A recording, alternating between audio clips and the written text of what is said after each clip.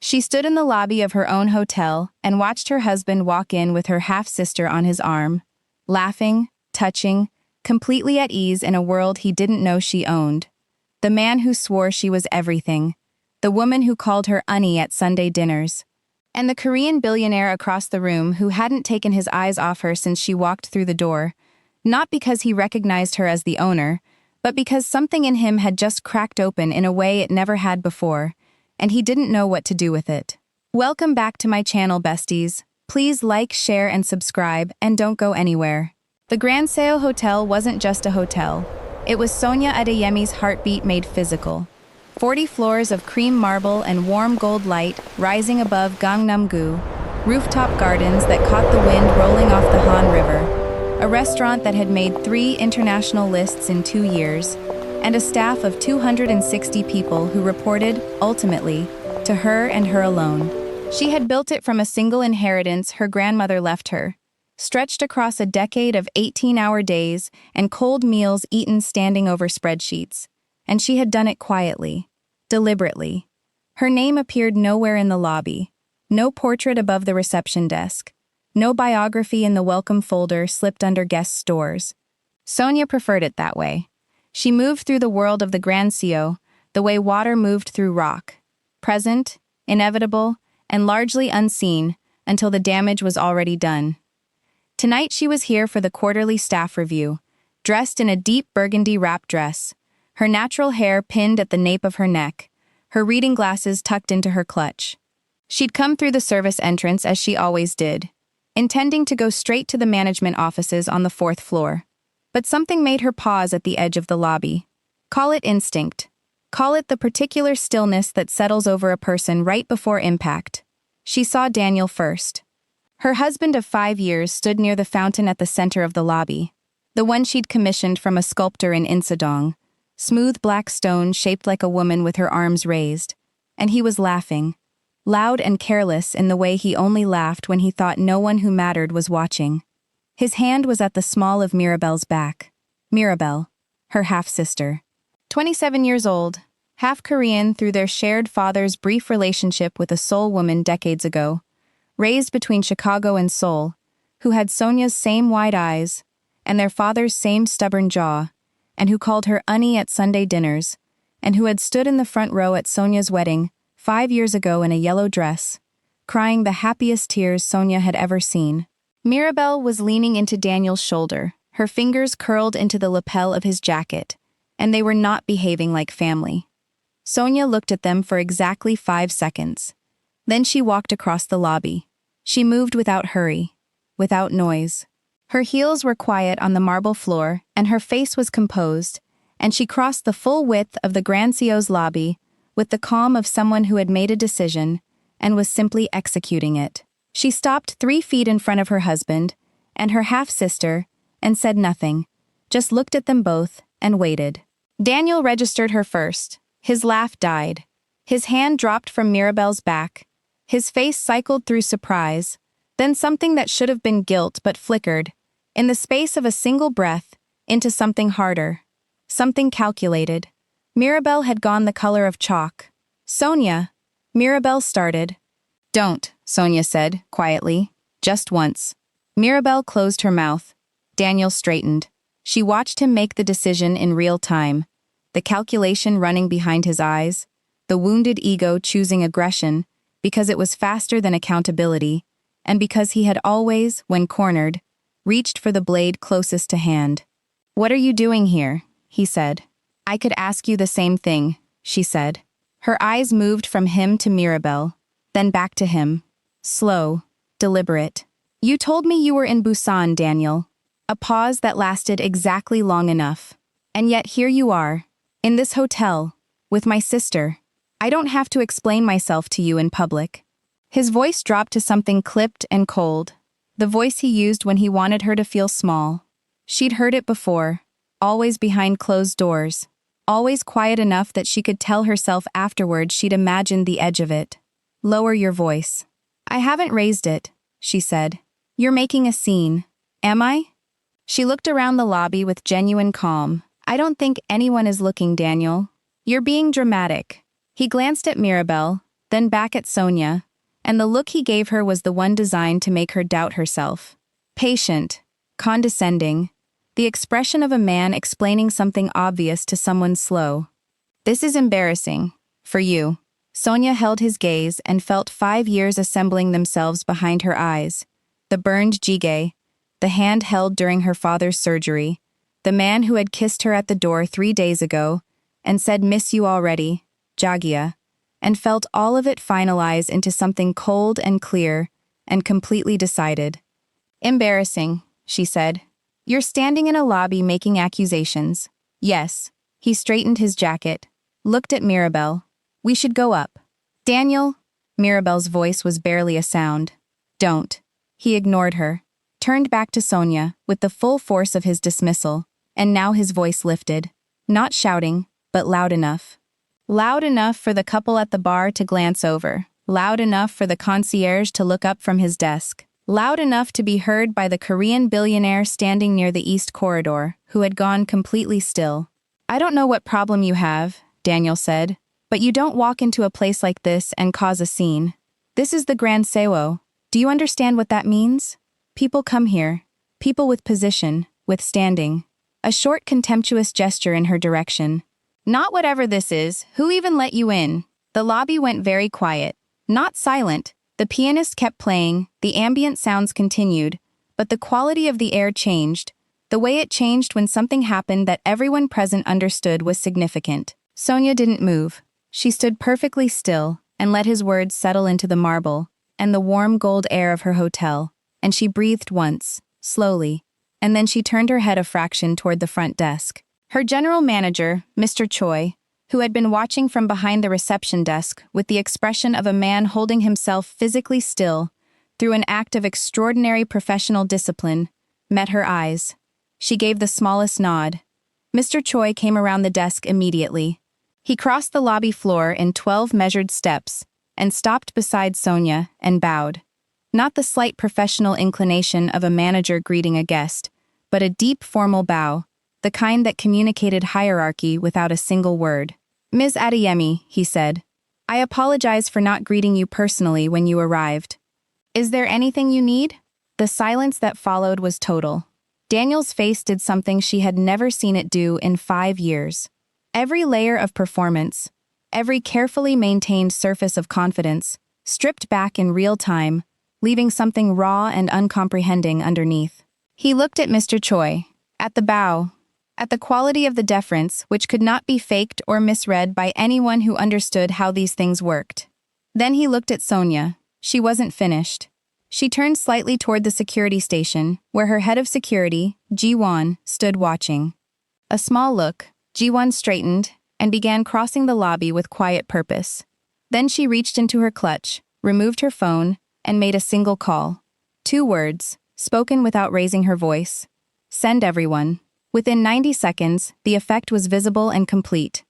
The head chef appeared from the restaurant corridor and bowed. The events manager came down the main staircase and bowed.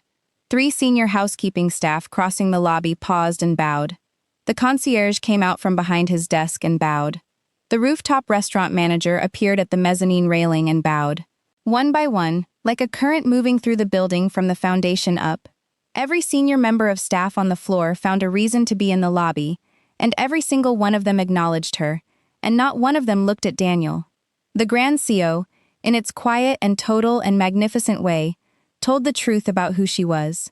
Daniel stood in the center of it and turned in a slow circle, and his face had gone beyond ash into something that had no color left in it at all. Mirabelle had pressed herself against the base of the fountain, as though she wanted the stone arms to reach down and absorb her. Across the lobby near the East Corridor, Kang Min-ho stood completely still and watched a woman he had known for exactly 40 minutes rearrange the entire architecture of a room without raising her voice, and felt something in his chest open so wide and so suddenly that he had to remind himself to breathe. Sonia looked at her husband one final time. People like us, she said quietly, repeating his words back without inflection. Yes, I built this hotel, Daniel. Every floor, every corridor, every member of staff standing in this lobby works for me. I have owned the Grand CO for 9 years. A pause. You have eaten in my restaurant 43 times.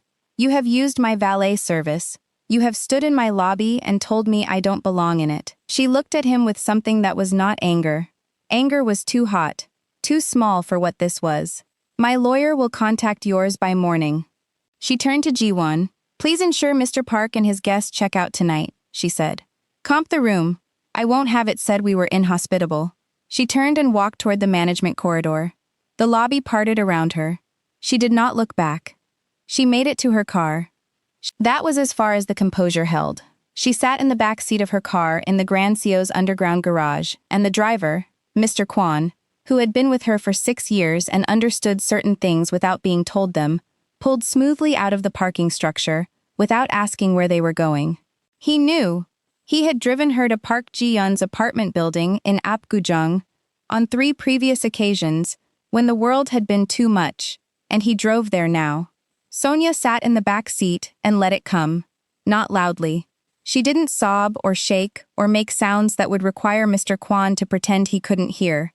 She simply let her face do what it had been refusing to do for the past 2 hours. Let it crumple, just slightly, just enough, and press the back of her hand against her mouth, and breathe through the specific pain of 5 years ending in a lobby. By the time Mr. Kwon pulled up to Ji-yeon's building, she had her face back. Mostly. Ji-yeon opened the door before Sonia could knock. She was in silk pajamas and her hair was down, and she had clearly been awake. She was always awake late, a night person by nature and by the demands of her design firm, and she took one look at Sonia's face and stepped back and opened the door wider and said nothing except, "Kitchen." Sonia's shoes came off at the entrance. Ji-yeon's apartment was the kind of beautiful that looked effortless, because Ji-yeon had spent considerable effort making it look that way. Warm wood floors, clean lines, art on the walls that she'd chosen herself over years of travel. It smelled like the candle she always burned late at night, something with sandalwood in it. The kitchen was at the back, big and bright even at midnight, and Ji-yeon put the kettle on and pulled 2 mugs from the cabinet and waited. Sonia sat on the kitchen floor. Not a chair, the floor. Her back against the cabinet, her burgundy dress pooling around her, her heels somewhere near the entrance. Ji-yeon looked at her for exactly 1 second, then sat down on the kitchen floor beside her without a word, her back against the same cabinet, her shoulder touching Sonia's shoulder. They sat like that while the kettle boiled. "Daniel," Sonia said finally, "and Mirabelle." Ji-yeon was very still for a moment. Then, both of them. "In my hotel." Ji-yeon said a word in Korean that Sonia had only heard her use twice before, both times involving people who genuinely deserved it. "How long?" Ji-yeon asked. "I don't know yet." Sonia leaned her head back against the cabinet, looked at the ceiling. "He was supposed to be in Busan. I talked to her last Tuesday. She asked me for a restaurant recommendation for a date." A pause.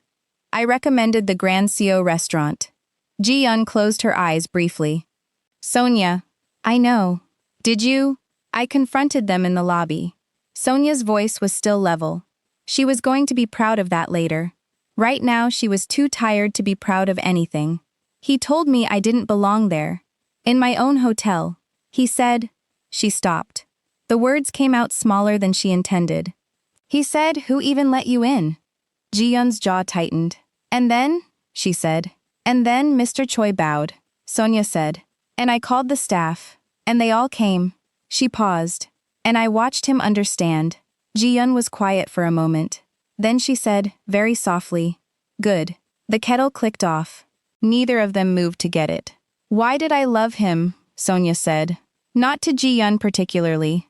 To the ceiling, to the kitchen, to the version of herself that had sat at a dinner party 6 years ago and looked at a man and thought interesting, and then spent 5 years building a life around that thought. What was I actually loving? Because I look at it now and I can't. She stopped. I can't find it. I can't find the thing that was real.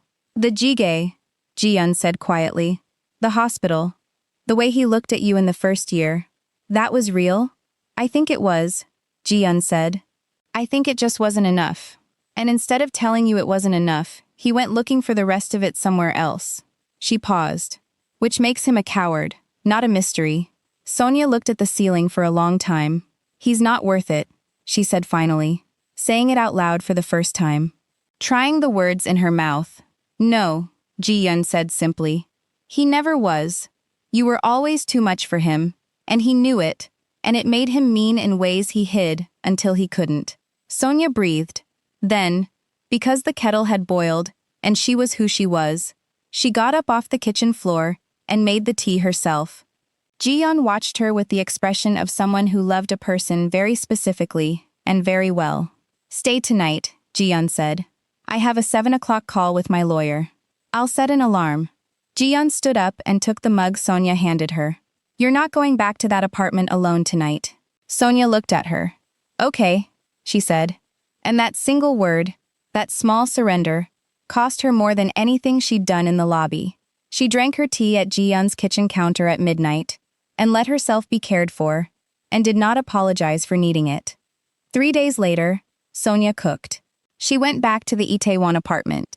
Daniel had not been there since the night of the lobby, was staying somewhere she hadn't asked about and didn't want to know, and she stood in the kitchen that had been hers for 5 years and she cooked. Not because she was hungry. Because cooking was the thing her hands knew how to do when her mind was too full. Because her grandmother had taught her that a kitchen was the one place where you could create something real from raw materials and the work of your own hands. And because the apartment felt like a thing that needed to be reclaimed, and the kitchen was the place to start. She made jollof rice the way her mother made it, the long version. The one that took 3 hours and filled the whole apartment with the smell of tomato and Scotch bonnet and something warm underneath. She stood at the stove and stirred and thought. She thought about what Attorney Bay had told her that morning. Daniel had hired Park and Sung Associates, a corporate litigation firm, not a family law firm, which meant someone was advising him to treat this divorce like a business war. Someone with resources. Someone who saw the Grand CO not as a marital home, but as an acquisition target.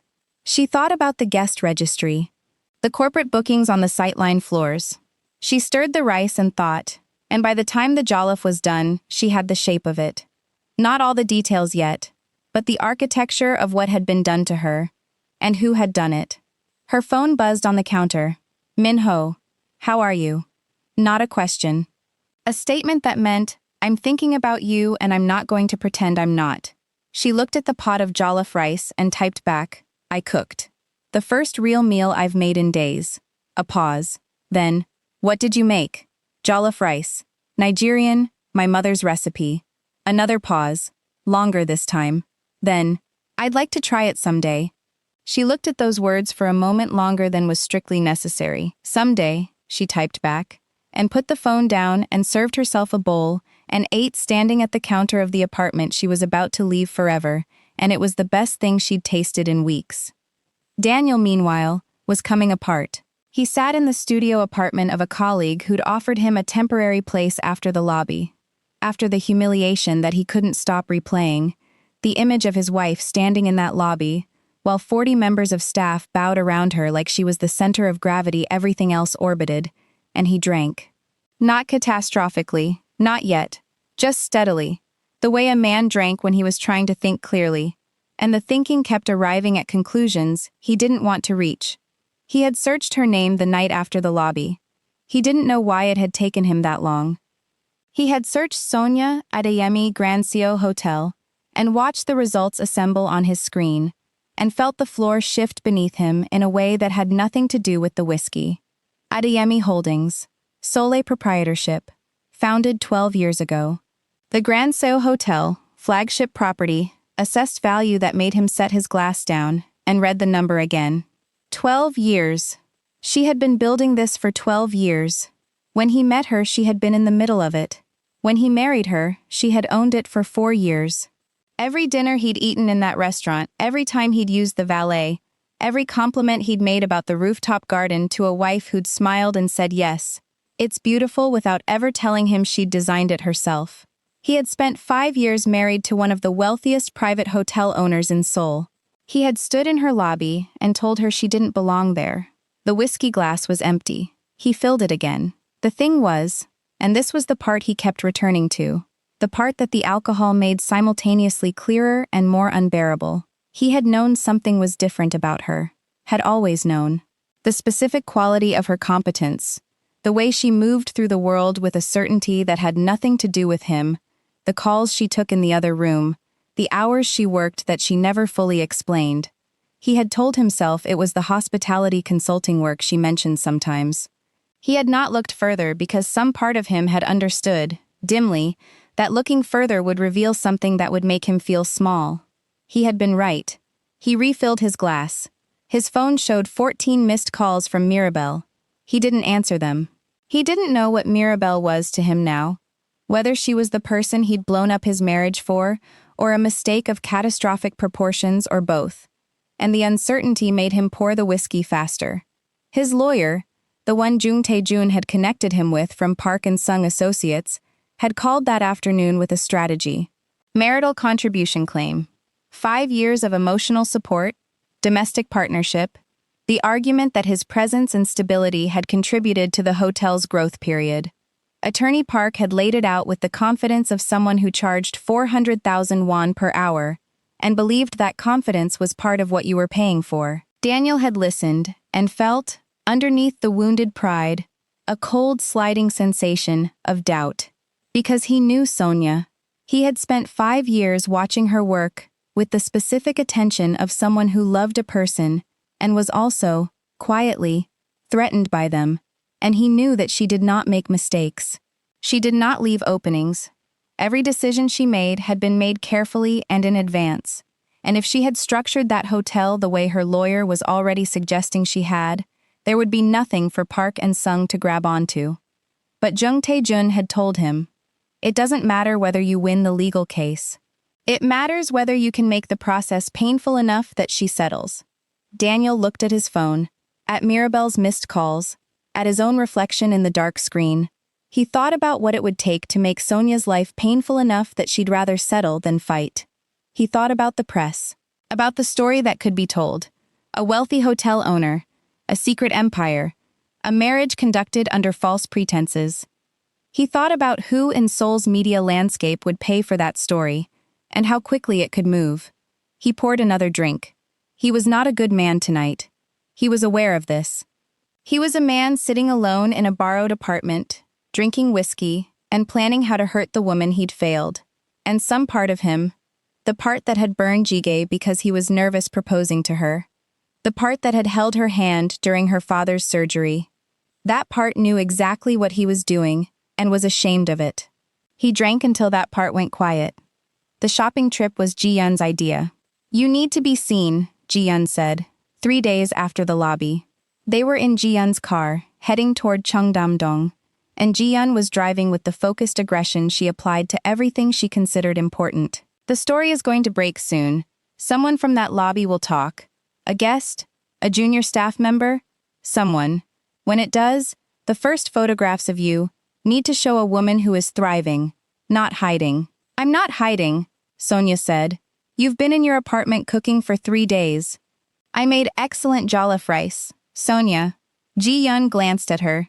"Cheongdam-dong. New clothes. Lunch somewhere visible. You walk out of this looking like a woman who has already moved on and is completely unbothered." Sonia looked out the window at Seoul moving past. "I'm not unbothered." "I know," Ji-yun said. "But you will be. And we're going to dress you for the woman you're becoming, not the one you've been." Sonia was quiet for a moment. Then, "Fine." Ji-yun smiled. It was the smile of a woman who had already won an argument before it started. The boutique was one Ji-yun had been using for years. Small, quiet, tucked between 2 larger stores on a side street off the main Cheongdam strip. Run by a designer named Miss Oh, who had the rare talent of knowing what a woman needed before the woman knew herself. Miss Oh took one look at Sonia and said, "Something powerful, not severe. Something that says, I have already decided and you are irrelevant." Sonia looked at Ji-yun. "She's good," Ji-yun said simply. They were 40 minutes in. Sonia in a deep emerald-structured coat dress that Miss Oh had pulled from the back with the certainty of someone who'd been saving it, for exactly this moment, when the boutique door opened. The man who walked in was tall, Korean, in his early 40s, with the look of someone who was accustomed to being the most significant person in any room he entered. He took in the boutique in a single sweep, and his gaze landed on Sonia, with the specific attention of a man who had noticed something worth noticing. Ji-yeon noticed him noticing and said nothing, which meant she was paying very close attention. He browsed for approximately 4 minutes. He was clearly not there to browse, and then approached the counter where Miss Oh was writing up Sonia's selections, and said something quietly. Miss Oh looked at Sonia. Miss Adiemi, this gentleman would like to... No, Sonia said pleasantly, without looking up from the coat dress she was examining. Thank you. The man paused. He was clearly not accustomed to being preemptively declined. I haven't said anything yet, he said. You were going to offer to pay for my things, she said, looking up at him now with a calm and complete directness that made him blink. The answer is no. I pay for my own things. A beat. How did you know what I was going to say, he said. Because men who look like you walk into boutiques like this one, for exactly that reason, she said. Not unkindly, simply as a statement of observable fact. Thank you for the gesture. It's unnecessary. He looked at her for a moment, something shifting in his expression, recalibrating, and then he nodded, once, with what appeared to be genuine respect, and left. Ji-yeon waited until the door closed. That was beautifully done, she said. It was just honest, Sonia said. Honesty delivered like that is an art form. Ji-yeon picked up the emerald coat dress. You're getting this one. Sonia looked at the price tag. Yes, she said. I am. She was at the counter completing the transaction when her phone buzzed. A message from an unknown number. The emerald suits you. KMH. She looked up. Through the boutique's front window, across the narrow side street, she could see a black car idling at the curb. Tinted windows. She couldn't see inside. She looked back at her phone. You followed me, she typed. I was in the area. Cheongdam-dong is not an area people are accidentally in. A pause. Then, I heard you declined someone's offer to pay. I pay for my own things. I know, he wrote. I tried anyway. She stared at the screen. That was you. The man wasn't me. The instruction to the counter was... She looked at the boutique window. At the black car. At the city moving around it completely indifferently. She should be annoyed. She was going to be annoyed about this. Properly. In a moment. First she had to deal with the warmth that had moved through her chest without her permission. We are going to talk about this, she typed. I know, he replied. I look forward to it. Ji-yeon was watching her with the expression of a woman who had noticed everything and was storing it carefully for later deployment. Who is that? Ji-yeon said. Nobody, Sonia said. You're smiling, Ji-yeon said.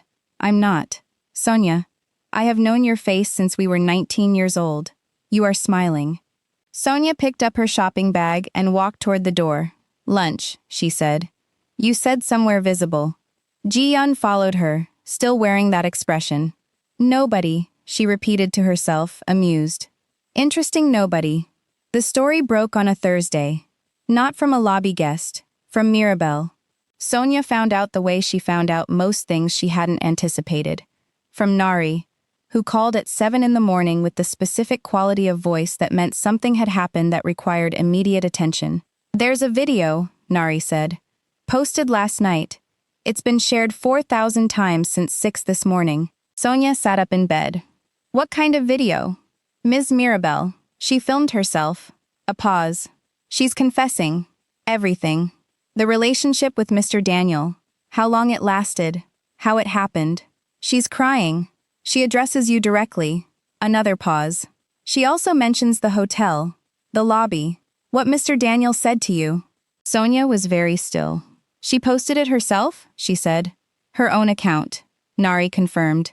No editing. One take. She looks... Nari hesitated.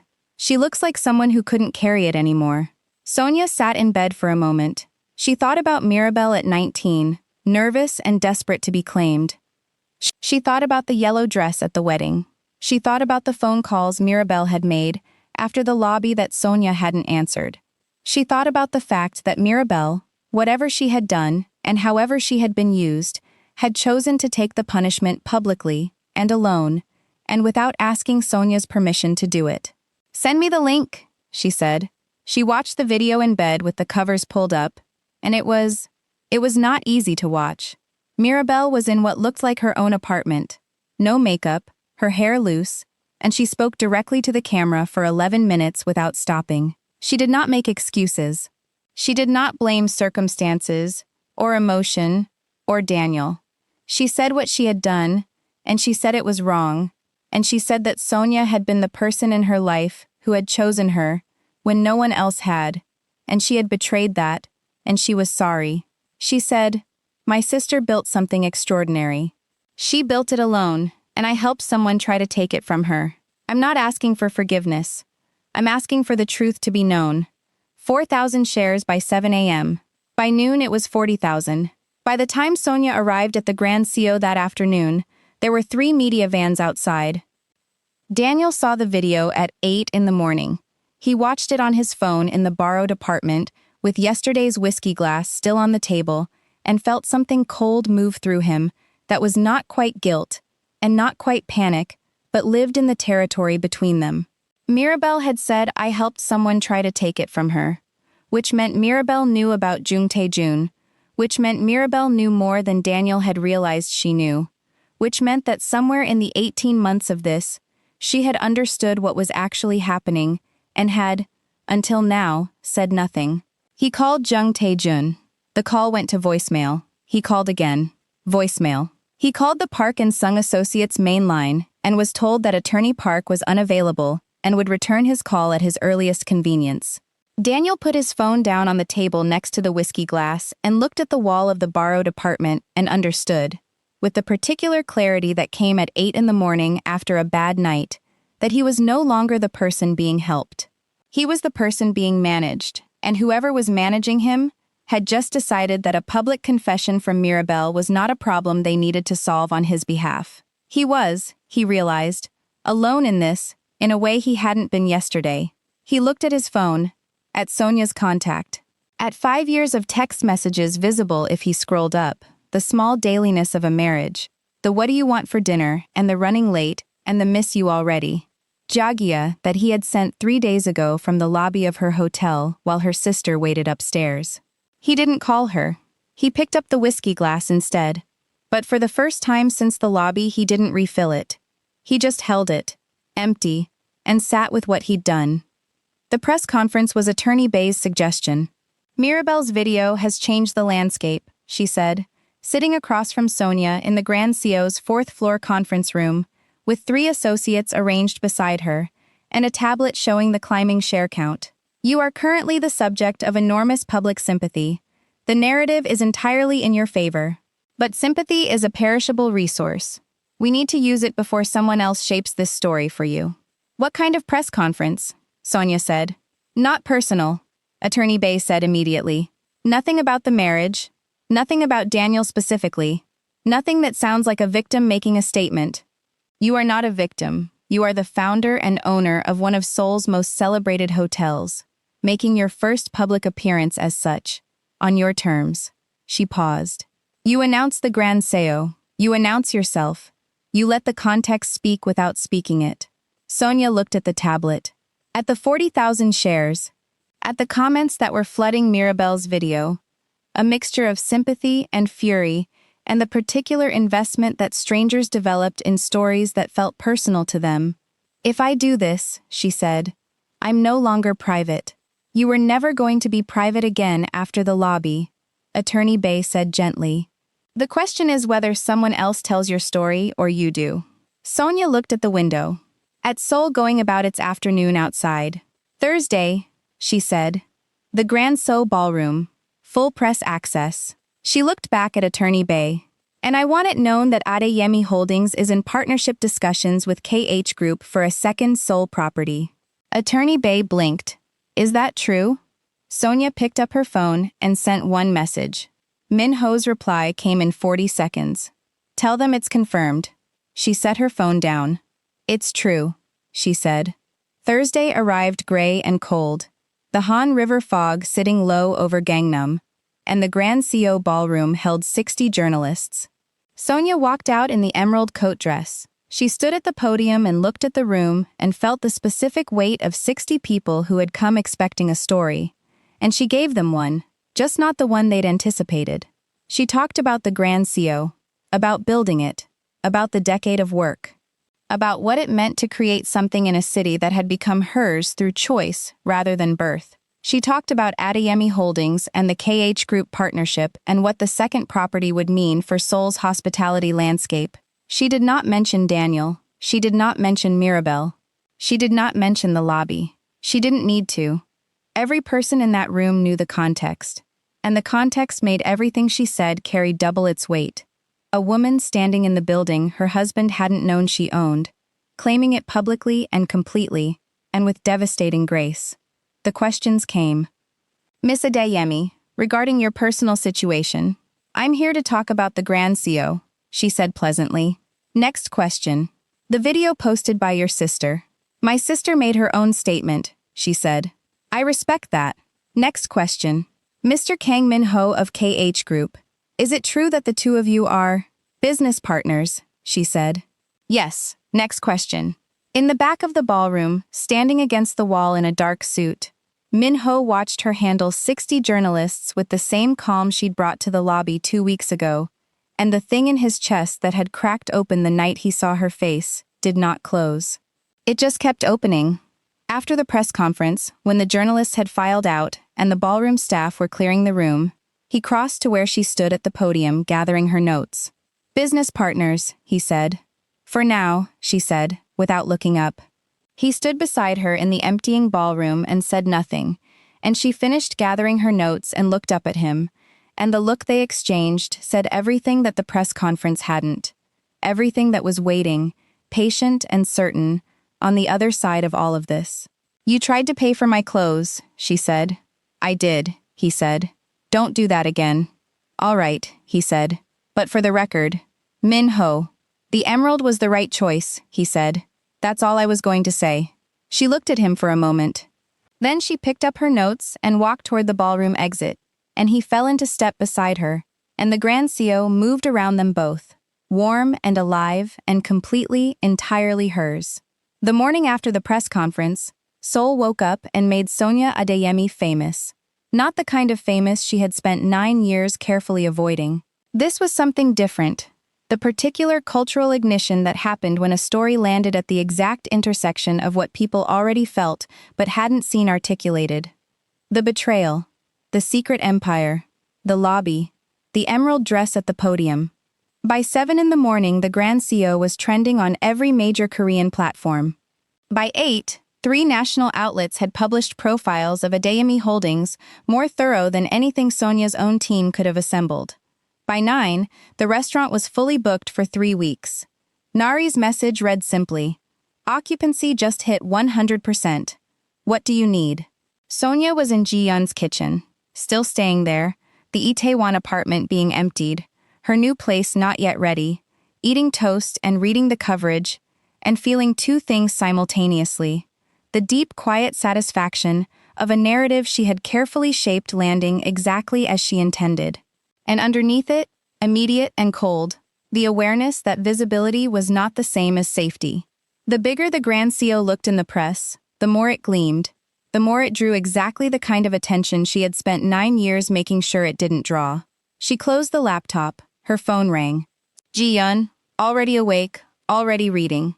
They're calling you the most powerful woman in Gangnam hospitality, Ji-yeon said. I know. The woman's soul didn't know it had. Her voice carried something warm and fierce and proud. Sonia, this is everything.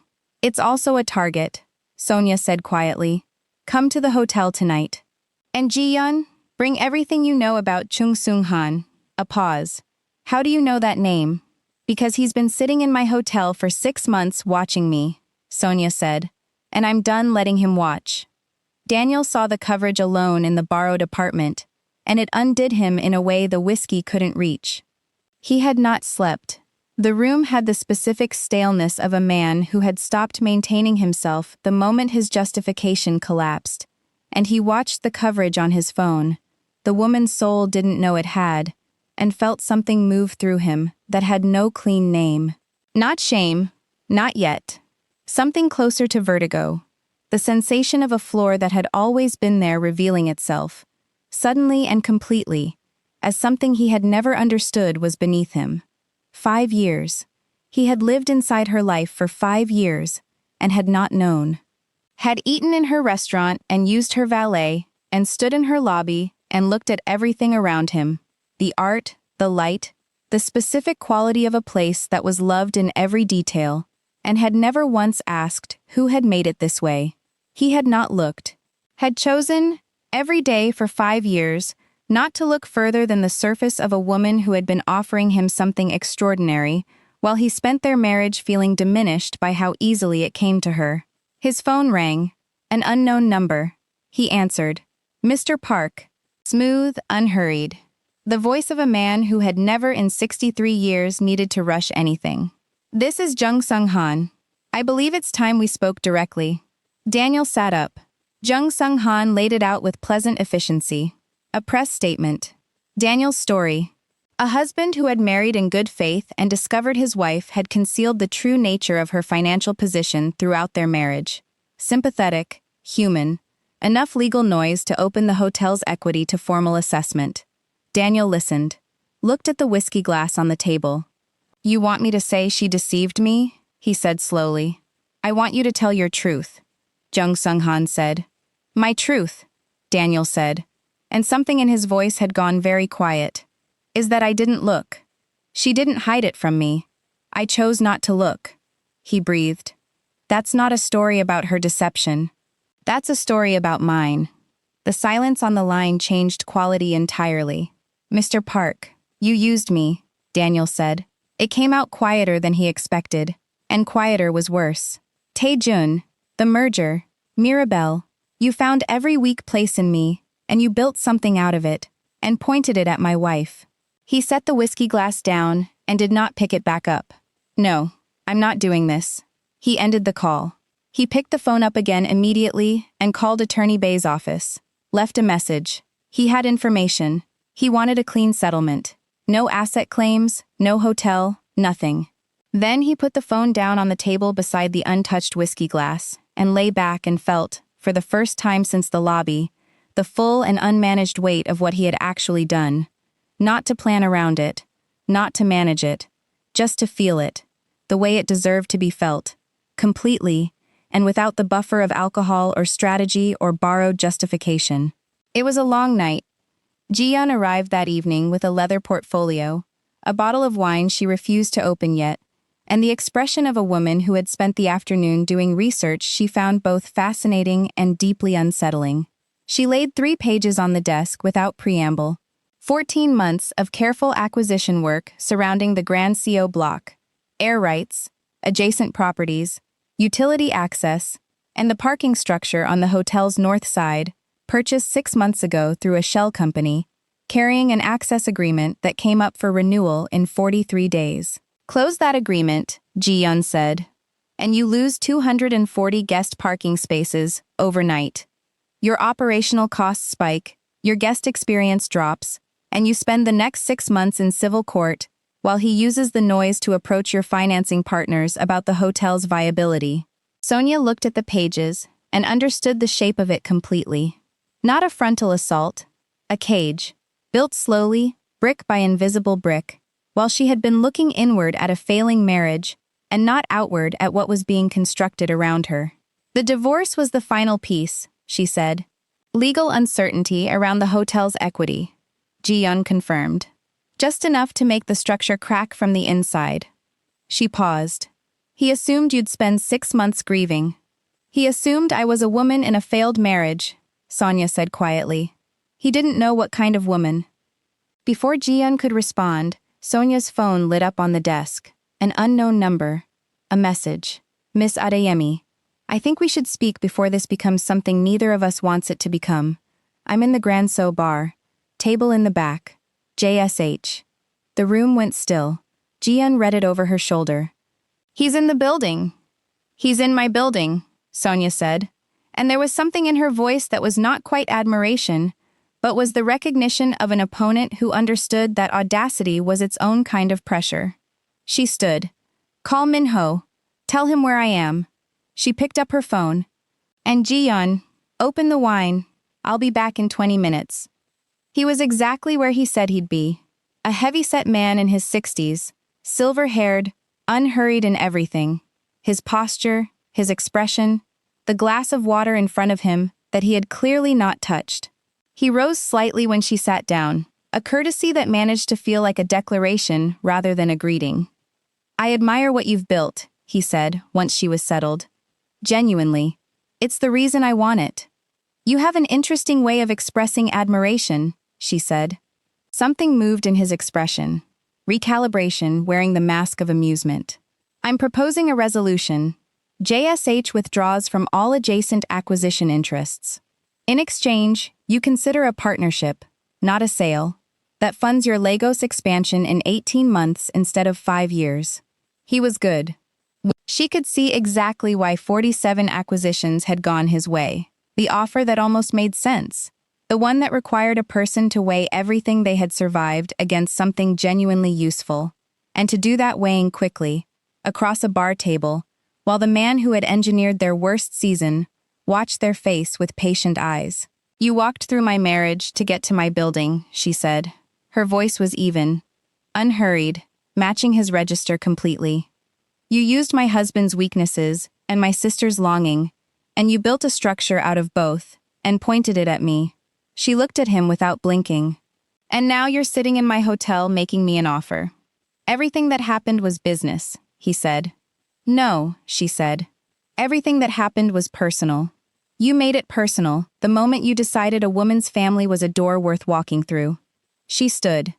The parking structure acquisition closed this morning. My legal team has Daniel's testimony and 14 months of your proxy documentation. You have 72 hours to begin a full and documented withdrawal. She held his gaze one final moment. You came to my hotel to make me an offer. I've made you one instead. She walked back across the lobby without looking back. The Grand CO moved around her. The warm light, the pianist, the quiet confidence of a building that knew exactly what it was, and she felt it the way she always felt it when she walked through it with purpose. Like coming home. Minho was at the elevator when she came off it. Ji-yeon called. Before you were halfway across the lobby, he said. I know she did. He was controlled in the specific way he became when something was making him something other than controlled. Very still, very deliberate. You went in alone. It's my hotel, she said. I know it's your hotel. He stopped. Then, with the quiet precision of a man choosing honesty over composure, I was afraid for you. That's what I'm saying. She looked at him. In 3 weeks, she had watched him be strategic and patient and occasionally brilliant. She had not watched him be afraid. The admission cost him something. She could see it in his jaw, in the careful steadiness of his voice, and it landed differently because of what it cost. He made me a good offer, she said, strategically. But the man who made it walked through my marriage to get to my building, she said. There is no version of that I can do business with. He nodded once. Then quietly, without pressing, he's not finished. Men like Jung Sung-han don't make in-person offers unless they have something in reserve. I know, she said. So we make sure that when he plays it, we're already somewhere he didn't expect us to be. She walked toward the management corridor, and he fell into step beside her, not close, not crowding, simply present in the way she had come to understand was specifically his, completely available, completely undemanding, both at once. Jung Sung-han's next move came at 6 the following morning, and it was elegant in the way only truly dangerous moves were elegant, simple on the surface, catastrophic underneath. A journalist, a respected one, fabricated financial documents, meticulously constructed, connecting Adeyemi Holdings to corrupt financing during the Grand Sio's initial construction phase. Designed not to prove anything definitively, but to introduce enough uncertainty into the narrative the press conference had built that Sonia's financing partners would start making nervous calls. Designed to arrive precisely when her public momentum was at its peak, when the fall would be most visible. He had moved in 18 hours. Sonia called Minho. No questions, no hesitation. A forensic accounting team at the hotel within 2 hours. working through the night with the focused efficiency of people who understood that speed was the only thing that mattered now. By 2 in the morning, they had traced the documents to their source, a financial services firm in Incheon with historical connections to 3 JSH development subsidiaries. The thread thin, but present and verifiable and documentable. Sonia sent the full trace to the journalist at 2:47 a.m. with a single line, "The documentation is fabricated. Here is the proof of who fabricated it." The journalist replied at 3:15, "We won't publish the original story. We may publish a different one." Sonia set her phone down and looked at Minho across the table, where they had been working for 4 hours, the city dark and quiet beyond the window, the room holding the specific organized chaos of serious work done in a hurry, coffee cups and printed documents, and the residue of concentrated effort. "She's going to write about him," Sonia said. "Yes," Minho said. "It's better than what you planned." The forensic team had packed up and gone. The room was quiet around them. "You're tired," she said. "So are you." "I'm used to it," she said. 9 years of it. "I know, without judgment. Without performance. With the specific recognition of someone who understood it from the inside and was not going to tell her she shouldn't be. It's impressive. It's also," he paused, choosing precisely. "Lonely," she said. The word she had been circling for weeks without landing on it. "Yes," he said simply. The building breathed around them in its deep night register, and she thought about 9 years of decisions made alone in rooms exactly like this one, and about the specific strangeness of sitting in one of those rooms with someone who understood what the loneliness felt like without needing her to explain it. "When this is over," she said, "I want to find out what this is. Properly, without everything else happening around it." He looked at her across the table, and his face was open in the way it only became when he had stopped performing composure entirely. "I've been waiting for you to say that," he said. "Since the lobby. Since you said I don't know you like it was the beginning of something, not the end." She stood and gathered her papers. "Go get some sleep," she said. "We have a press cycle to manage in the morning." "Sonia." "I know," she said. She looked at him over the table, and she meant it completely, both as acknowledgement and as promise. "I know." He left. She stood in the quiet room for a moment after the door closed, her papers in her hands, and let herself feel it.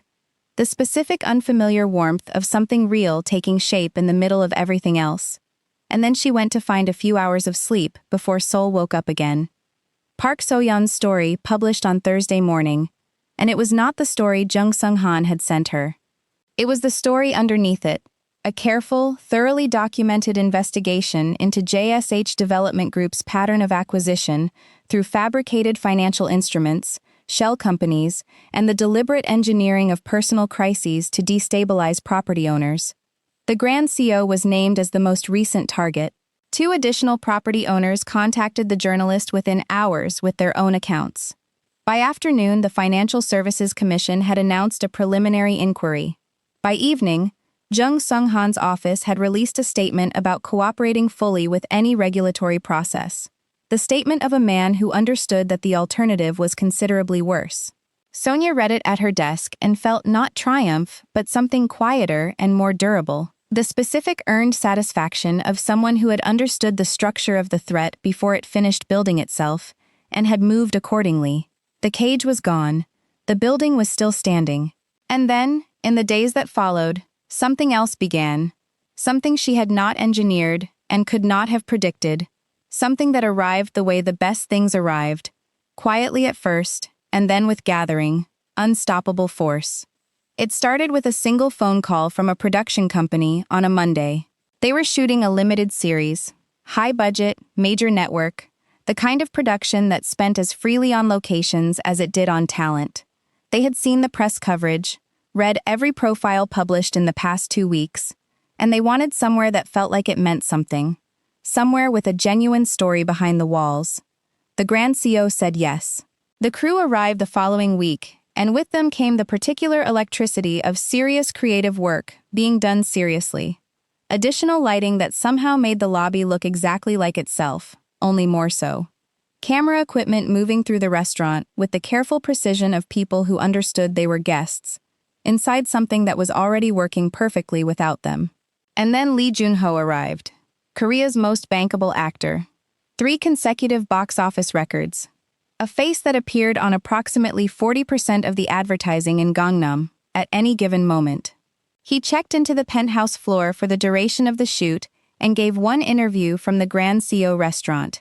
At the window table, the Han River just visible in the distance, the afternoon light exactly right, in which he said, without particular emphasis, the way someone stated an observable fact, "There is nowhere else in Seoul I would stay. This hotel understands what luxury actually means." The clip ran 40 million views in 72 hours. What happened next moved the way momentum moved when it reached a certain mass. Not in individual events, but as a continuous accumulation, each development drawing the next one naturally behind it. Director Choi Byung-hun, whose last film had won 3 major international awards, booked the Grand Seoul as the primary interior location for his next production. Style publications discovered the rooftop garden and wrote about it with the specificity reserved for places they intended to keep returning to. Food critics came back to the restaurant and found something worth writing about twice. International travel features began placing the Grand Seoul alongside hotels in cities that had been building their reputations for decades. Nari's updates arrived with an almost bewildered frequency. The waiting list was 6 weeks, then 8, then 10. The rooftop had been requested for a fashion editorial. Chef Kwame had been approached about a documentary. 3 different production companies had inquired about location availability for the following year. Sonia read each update in Ji-yeon's living room and felt the accumulation of them in her body, the way you felt something that had been hoped for so long, it had almost stopped feeling like something you were allowed to want. It was Ji-yeon who said, one evening, that she should see it. Not the updates. Not Nari's messages. The actual thing itself. She pulled up the Grand Seoul's remote management system on her laptop, the CCTV grid, every feed arranged across the screen in the specific flat honesty of security camera footage that had no interest in flattering anyone, and turned it toward Sonia without saying anything else. And Sonia looked. The lobby was full. Not full the way a hotel lobby filled during a busy check-in hour, full in the way of a place that had become, without announcement, somewhere people genuinely wanted to be. A couple near the fountain, the woman laughing with her whole body in it. A group of production crew members moving through with the focused energy of people doing work they believed in. At the reception desk, Mr. Choi attending to a new arrival with the quality of presence Sonia had spent years trying to articulate to every new member of staff. Not service, not performance, but actual human attention. The restaurant feed showed every table occupied, Jerome moving between them with the grace she had hired him for. Through the kitchen window, she could see Chef Kwame plating something with the concentration of a man who understood that what he did with his hands in the next 30 seconds mattered completely. The rooftop, a group of guests at the railing, the city behind them, the wisteria at the edge of the frame catching the evening light. And everywhere, in every feed, in every corner of every floor the cameras could reach, the quality she had spent 9 years trying to build into the bones of the place. Not luxury as performance. Not elegance as expense. Something more specific and more difficult than both. The quality of being genuinely, consistently, carefully cared for. Every detail visible in every frame was the result of a decision she had made, or a value she had articulated, or a standard she had held through every difficult season, without exception. Her hotel, standing completely on its own. She had known it was standing. Nari's messages had told her it was standing, but knowing a thing and seeing it were different, and seeing it, on a laptop screen in Ji-yeon's living room, in the specific flat honesty of security footage, was something she had not been prepared for. She pressed her hand over her mouth. The tears came without warning, the way they had in the Itaewon kitchen over the burned jjigae, except that those tears had been for loss, and these were for something she did not have a single clean word for. Not pride. Pride was too small and too self-directed. Not relief. Relief implied she had doubted it, and she hadn't. Not the hotel itself. Not really. Something older and more specific than either. The feeling of a person who had worked in the dark for a very long time, and had stepped outside, and found that the thing they had been building was not just standing but luminous. She thought about the construction site, the nights she had stood in the unfinished skeleton of the building with her hard hat and her blueprints, and her grandmother's inheritance, and the particular faith of someone who has committed to something before they can be certain it will work. She had prayed on those nights, not formally, not with specific words, but in the way of someone who had given everything they had to something and needed, sometimes, to speak that giving into the dark and trust it was received. She had forgotten, somewhere in the years of running the hotel and managing the staff and making the decisions and fighting the battles, to say thank you. Thank you, she said now, quietly. To the room, to the screen, to whatever she had been speaking to on those construction site nights. Thank you. Ji-yeon did not say anything.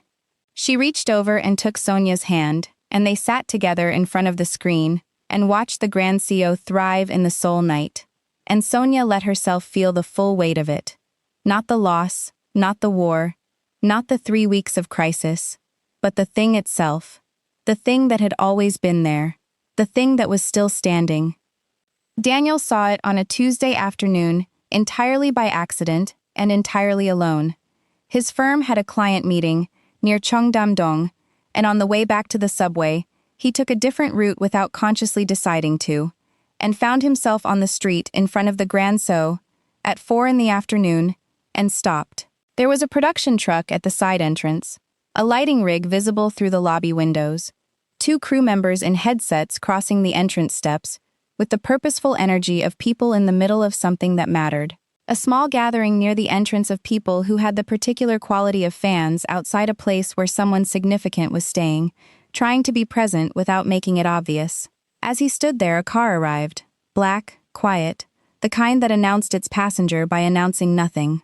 Lee Jun-ho stepped out, looked up at the Grand Seo's 40 floors with the uncomplicated appreciation of a man who had stayed in the finest hotels on 4 continents, and recognized quality without needing to perform the recognition, and walked through the entrance the way a man walked into somewhere he was glad to be. The door closed. Daniel stood on the pavement and looked at the building his wife had built and did not move for a long time. He had stood in that lobby and told her she didn't belong there. He had said, "Who even let you in?" to the owner of the building he was standing outside of. He had spent 5 years living beside the most quietly extraordinary thing he had ever encountered, and had felt diminished by it rather than illuminated, had chosen a smaller version of his life, because the larger one, the one she had been offering simply by being herself, had made him feel the edges of his own limitations too clearly. He understood, standing on the pavement in the afternoon light, that this had never been Sonia's failure. It had been his incapacity, his ego, his unwillingness to be loved by someone he couldn't keep up with. She had been remarkable the entire time. He had simply refused to see it, and the cost of that refusal was standing in front of him in 40 floors of warm glass and the sound of a city that had just discovered her name. He turned and walked toward the subway and let Seoul close around him, indifferently and completely, and he carried that understanding with him, the way you carried something heavy that you knew you had earned and were not going to set down. The divorce papers were signed on a Thursday morning, clean and final, and Sonia signed her name in Attorney Bay's office with Ji-yeon beside her, and felt the specific enormous lightness of something enormous concluding. That evening she called Mirabelle, who answered on the second ring and was already crying, the kind of crying that came from someone who had been carrying a weight they were terrified would never be lifted. Sonia listened. Then she told Mirabelle the truth, not ready to forgive, not yet, maybe not for a long time, but not ready to lose her either. What came next would be figured out slowly, on Sonia's timeline, with complete honesty from both of them. "Okay," Mirabelle said. "Honey, go home," Sonia said.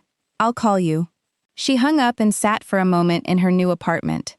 Smaller than Itaewon, quieter, every piece of furniture chosen by herself alone, and felt the landscape of her life as it now stood, without the war in it, without the weight of everything that had been accumulating since the lobby. It was a good landscape, wide and open and entirely hers. Ji-yeon called the next morning, with the tone of someone who had already made a decision on behalf of a person who needed one made for them. Jeju, she said. 1 week. Small hotel I know. Excellent pool. You are not bringing your laptop. I'm bringing my laptop. You are absolutely not bringing your laptop. Jeju in April was green and unhurried, and smelled of salt air and something floral that Sonia couldn't identify, and decided not to try to identify. The property was small, 12 rooms, a garden, a pool that looked directly out over the ocean, and from the moment she arrived, Sonia felt the specific strangeness of a body that had been operating on crisis energy for 6 weeks, suddenly being asked to stop. It was uncomfortable at first. She kept reaching for her phone, kept composing responses to situations that weren't happening, kept arriving at the edge of the pool and standing there, as though waiting for something to require her attention. By the second afternoon, she stopped reaching. She lay in the sun and watched the light change on the water, and let her mind do something it had not done in a very long time. Nothing in particular. Ji-yeon sat beside her, reading the novel she had been trying to finish since January, and made occasional sounds of either satisfaction or irritation that Sonia had long ago learned to interpret correctly without needing to ask. They ate dinner on the terrace each evening, grilled seafood and cold drinks and the sun going down over the ocean in the particular way of sunsets that had nowhere to be and nothing to prove. And Sonia laughed, genuinely, the kind of laughter that lived in the body rather than just the face, the kind that only came when a person was rested enough to actually mean it. On the 4th evening, watching the last of the sun leave the water, she told Ji-yeon about Busan, about the invitation, about the key to Minho's mother's house that she had been carrying in the inside pocket of her bag because she had not been able to bring herself to leave it in a drawer. Ji-yeon listened without expression until she was finished. Then she said simply, "Is he good? Not impressive, not powerful, not well-matched or strategically sound. Just, is he good?" Sonia thought about midnight forensic teams and rooftop wisteria, and the way he had said "I was afraid," like the words cost something real, and had paid them anyway. She thought about the way he listened, not waiting for his turn to speak but actually listening, the way people listened when they were genuinely interested in the answer. She thought about the specific quality of his presence, which was not the presence of a man performing confidence, but of a man who had simply decided who he was, and had stopped requiring the room to confirm it. "Yes," she said, "I think he is." Ji-yeon nodded, returned to her novel. That was all. That was, Sonia thought, exactly enough. She took the train to Busan on a Saturday morning, alone, with a small bag and the key in her pocket. Minho met her at the station without a driver, without an assistant, in a jacket instead of a suit with his hands in his pockets. A quieter version of himself than the one she had first seen in the Grand Seoul lobby 6 weeks ago, and somehow more recognizable for it. They drove to the house through the city in comfortable silence, the Busan coastline appearing in glimpses between buildings, the light on the water different from Seoul's light on the Han River, warmer, more direct, the light of a southern city that had nothing to prove. The house was smaller than she had imagined, a traditional hanok on the edge of the city, wearing its age with the dignity of something that had been maintained rather than preserved, the difference between a thing kept alive and a thing kept static, and she recognized it immediately as the first. She walked through the rooms, which were quiet and carefully kept and held the specific atmosphere of a space that had been in conversation with the person who lived in it for a very long time, and found the garden at the back without being shown. She knew it the moment she stepped outside.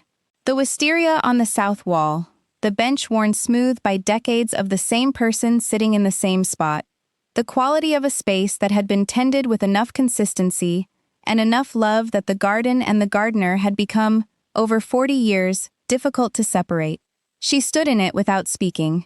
Minho came to stand beside her, and she felt him looking at it the way she had come to understand he looked at things that mattered to him, with the attention of someone for whom looking was not passive but a form of care. "She spent 40 years making this," he said quietly. She said the wisteria took a decade to properly trust her. Sonia looked at the wall. At 40 years of returning, at the specific beauty of something that had required patience rather than force, consistency rather than intensity, the kind of beauty that was only possible over a very long time, and that could not be rushed or manufactured or acquired, only grown. Stay for the weekend, he said. Not in a hotel. Here, I'll cook. I should warn you that I can only properly cook one thing, and it's miokukuk, and I make it every year on my birthday alone in my Seoul apartment, and I have never made it for anyone else. A pause, small and honest. But I'd like to make it for you. She looked at him. At this man who had come to her city as a stranger, and had stood beside her through the worst and most clarifying weeks of her adult life, without once trying to manage her, or rescue her, or fight her battles without her. Who had been afraid and said so, who had brought wisteria and forensic accountants, and the key to the most personal place he owned, in roughly that order, and who had waited at every step for her to decide what came next. I'll stay, she said. Something in his face, the full, real, transforming thing she had been watching, arrived gradually across 6 weeks, opened completely. I should warn you, she said, that I'm going to have opinions about the myeokguk. I expected nothing less, he said. She laughed.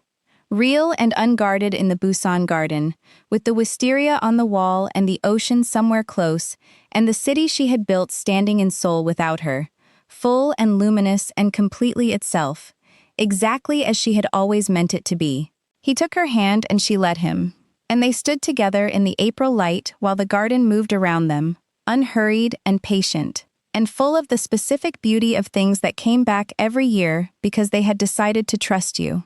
She was 34 years old. She had built something extraordinary from nothing. She had survived the ending of one life and walked, clear-eyed and unbroken, into the beginning of another. She had chosen, at every turn, herself, her standards, her vision, her refusal to be made small by anyone who couldn't see her clearly. And now, in a garden in Busan that smelled of wisteria and salt air, with the ocean somewhere beyond the wall, and a man beside her, who had understood from the beginning that the most important thing he could offer her was not rescue, but presence. She chose this too, not as a conclusion, not as a reward for everything she had survived, as a beginning. The wisteria moved in the April wind, and somewhere in the city behind them, Seoul went on being enormous and brilliant and indifferent to everything except itself, and the Grand Sei stood in the heart of Gangnam, with its 40 floors of warm gold light, and Sonia Adeyemi stood in a garden in Busan and felt the whole wide-open landscape of what came next, and was not afraid of any of it. And that, besties, is what happens when a woman builds something extraordinary in silence and lets the world discover it on her own terms. Sonia didn't beg for her seat at the table. She owned the entire building. Drop a comment below and tell me, what was your favorite moment? Subscribe if you haven't already, and I will see you in the next one.